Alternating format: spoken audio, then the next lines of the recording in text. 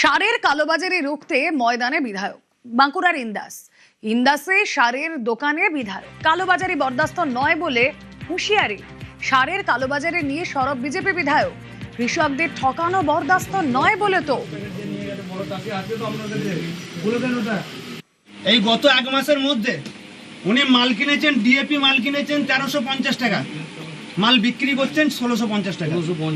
একটু দেখুন, একটু দেখুন ডেট দেখুন, এখানে দেখুন 10-26-26 মাল কিনছেন 1950, বিক্রি করছে 2250, মানে পার প্যাকেটে 300 টাকা। মিটিং করে পরও তো আপনি এরকম করছেন কেন?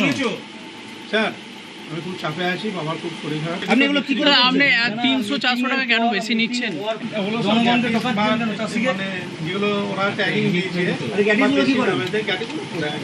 এই তো কটা করে এমআরপি রেটিং যদি নেয় তাহলে আপনাদের সুবিধা হবে তো? 100% হবে।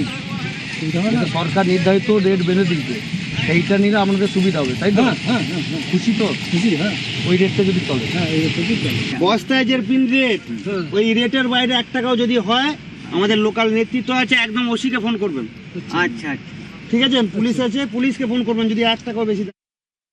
চাষিদের এটা দীর্ঘদিনের অভিযোগ যে তৃণমূল জমানা থেকে শুরু করে সিপিএম আমলেও এরকম ঘটনা ঘটেছে, বিশেষ করে তৃণমূল আমলে বেশি হয়েছে। মানে একটা ইউরিয়ার যেখানে 240, 45 বা 250 টাকা দাম, সেখানে খুচরো ডবল হয়ে যাচ্ছে। সেইগুলোকে ওই যারা কালোবাজারি করছে তাদেরকে থ্রেট দেওয়া হলো একদম, যে এর পরবর্তী থেকে আমরা দরকার ছদ্মবেশে সরকারি আধিকারিকরা আসবে, তখন কিন্তু কেউ বাঁচাতে পারবে না। আপনাদের লাইসেন্স ক্যান্সেল হবে এবং আপনাদেরকে জেল যেতে হবে, এই বার্তাই দেওয়া হলো।